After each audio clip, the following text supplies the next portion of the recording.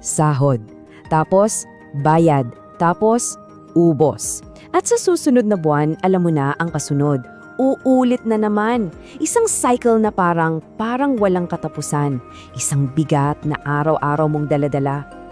Habang tinititigan mo yung mga numerong paubos na sa wallet mo o kaya sa yung bank account, may iisang tanong na paulit-ulit na bumubulong sa'yo. Hanggang kailan? Hanggang kailan ba ako mabubuhay ng ganito? Pero paano kung sabihin ko sa'yo na may paraan para tuluyan ng basagin ng cycle na yan? Isang sikreto na alam mo yung hindi tungkol sa pagkapanalo sa loto o sa biglaang pagyaman, kundi isang landas na matagal nang nandyan na parang naghihintay lang na mapansin mo. Ang tawag dito, silent wealth. Ito yung klase ng yaman na hindi mo kailangang ipagsigawan. Hindi ito nasusukat sa dami ng designer bags mo o sa gara ng sasakyan mo. Hindi. Kasi ang tunay na yaman ay yung katahimikan ng isip mo, yung kalayaan mula sa takot at sa walang katapusang pag-aalala. So paano natin sisimulan tong paglalakbay na to? Okay, magsimula tayo sa unang hakbang. At para sa marami, ito na marahil yung pinakamahirap sa lahat. Ito ang sining ng pagtanggi. Ang sining ng pagsasabi ng salitang hindi. At ito yung laban na hinaharap natin araw-araw. Sa kaliwa, nandyan yung saglit na sarap. Alam mo yon, yung bagong labas na cellphone na yan, yung mamahaling kape na nakikita mo sa social media, yung add to cart na nagbibigay ng panandaliang saya. Pero tingnan mo sa kanan, nandyan yung pangmatagalang ginhawa, yung pakiramdam na wala kang utang, yung kapayapaan na mayroong kang ipon, yung mahimbing na tulog sa gabi kasi alam mong secure ka. Pakinggan nating mabuti to ha, ang disiplina, hindi yan parusa. Ito ay isang pagpili.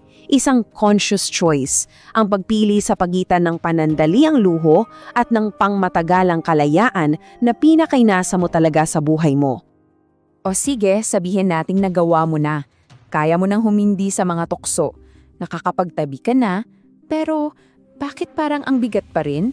Bakit parang may pumipigil pa rin sa'yo? Kasi baka ang tunay na kalaban ay wala sa labas.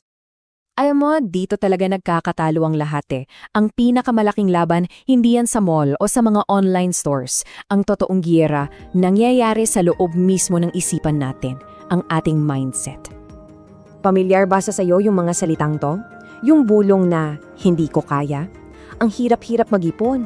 Naku, para lang sa mayayaman ng pag-i-invest? Ito yung mga pader na tayo mismo ang nagtayo. Mga pader na binuo ng nakaraan natin o ng sinasabi ng ibang tao. Ito yung mga kadenang pumipigil sa atin. Pero ito dapat ang isinisigaw natin pabalik.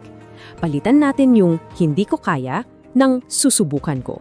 Palitan natin yung ang hirap ng aaralin ko. Dahil ang sikreto, wala yan sa laki ng sisimulan mo. Nasa desisyon mo na magsimula ka. Kahit gaano pa yan kaliit. Okay, ngayon, pag-ugnayin natin lahat. Meron ka ng disiplina, na itama mo na yung mindset mo. Anong kulang? Well, ito na yung sikretong sangkap na nagbibigay buhay sa lahat. Ito yung mahika ng paulit-ulit. Consistency. Napakasimple lang talaga ng proseso. Isipin mo, isang araw, tinanggihan mo lang yung mamahaling kape, tapos inilagay mo yung 100 piso sa alkansya. Kinabukasan, ginawa mo ulit. Sa susunod na araw, ulit. Parang maliit na bagay lang, di ba? Pero kapag inulit-ulit mo, magugulat ka. Yung 100 piso sa isang araw sa loob lang ng isang taon ay magiging mahigit 36,000 peso. Hindi yan magic. Simpleng math lang yan na pinalakas ng consistency. At para saan ba lahat ng ito? Ano ba talaga ang resulta? Ano yung bunga ng lahat ng disiplina, tamang mindset at pagtitiis? Ano ba talaga ang itsura ng silent wealth?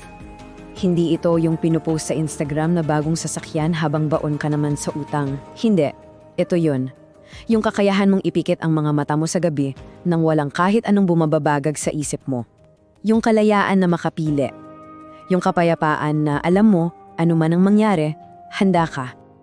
So, naipakita na sa iyo ang landas. Nandyan na ang disiplina, ang tamang mindset, ang kapangyarihan ng consistency. Nasa harapan mo na ang mapa. Pero sa huli, ang pinakamahalagang tanong ay para sa iyo.